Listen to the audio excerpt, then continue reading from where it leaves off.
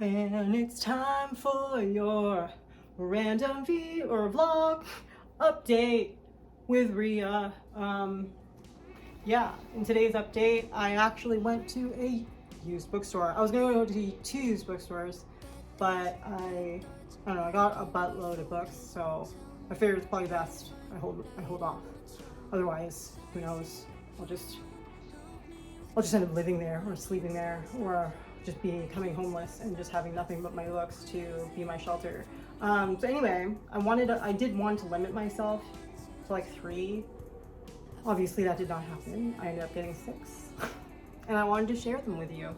So we will start with one that's kind of boring. I always like to get random textbooks at used bookstores, especially, I don't know, especially like kind of boring ones, just because they're interesting and they're fun to just put out because they've got diagrams and all that jazz. You get to learn something quick from the coffee table. So this one is for reservoir stimulation, which is hydraulic fracturing. But yeah, like if you open it, you can see there's already these diagrams and the sections are cut up nicely. It's good. What else, right? The second one is sort of like a textbook again, but for psychology, though kind of not. It's called The Psychology Problem Solver. Essentially, it looks like it is a psychology like homework exam aid, but it honestly feels like so much more than that. Obviously, it's very old when you look at it. Bright pink, looks like Pepto-Bismol, but essentially, when you go into each section, it asks a brief question and then, just answers it quite thoroughly. But the subject matter is just so diverse and surprising because it goes, everything from learning to cognition to information processing, behavioral pathology, personalities, perception, all these really cool things. And these are all major categories with subcategories within them. And then just like the other textbook, it has just really cool diagrams. So for instance, this one, borrowed from computer programming, the executive routine concept offers an explanation for the action of memory. Explain. You'll have the diagram here. I think, it even has like a diagram of the computer. So I'm really excited to go through this one.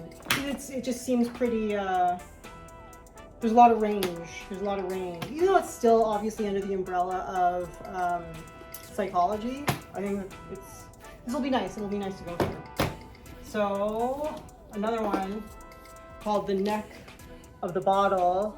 This one is about George W. Goethals. I'm sorry if I'm butchering that name. It's American stuff, so I don't know, but maybe it's not. I don't know. Because it's George Washington Goethals. He was an engineer with the military, but he engineered the Panama Canal. Couldn't engineer a modern, rational organization for the U.S. Army, even in the face of crisis of World War I. So this book goes through looking at the military as a organization, the reorganization of the U.S. Army supply system. So that'll be very fun to go through. Next one is by E.F. And I'm again sorry if I'm butchering this. To anyone who cares, Schumacher. E.F. Schumacher. I don't know. But it's called Small is Beautiful. Apparently this is one of his his famous work that he had done. He was an economist and I think a philosopher.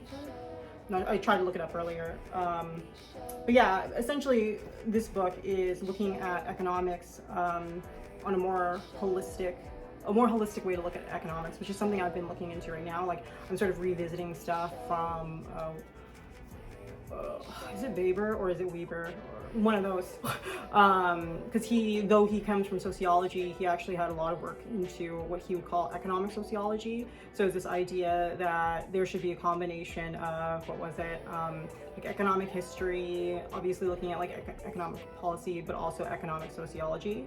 But with the way a lot of the old school like academic stuff goes down because of that kind of politics stuff, I think it just went down that he was more so on the sociology side, and a lot of his economic stuff didn't really, you know. But this guy, anyway, so this guy, he is essentially taking that and going down that route as well, and the well-being of the human being, creating a system for that. And I'm starting off a little bit of a, well, I guess a pretty big project where I'm asking that exact same question. So this is going to be a lot of fun to read. It's going to be perfect.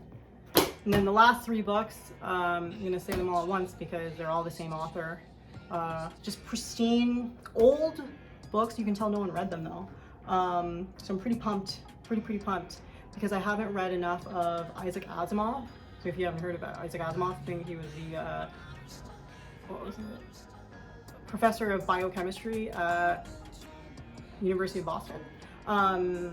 Yeah, and he was very much involved in like all of the discussions that had to do with like space travel and all that jazz, because he was also very famous for his science fiction writing, which would explore all these different concepts, everything from interstellar colonization to, yeah, where are humans gonna go in the future. So I saw these 3 books and I was just so excited. We've got, I mean, look at them, they're beautiful. So we've got Isaac Asimov, The Solar System and Back. Again, just gorgeous books. Isaac Asimov, From Earth to Heaven. Yeah. And then Quasar, Burning Bright. Is it Quasar? And that's it. That's the haul. Whew, there was going to be a few more, but cut myself off. That's all.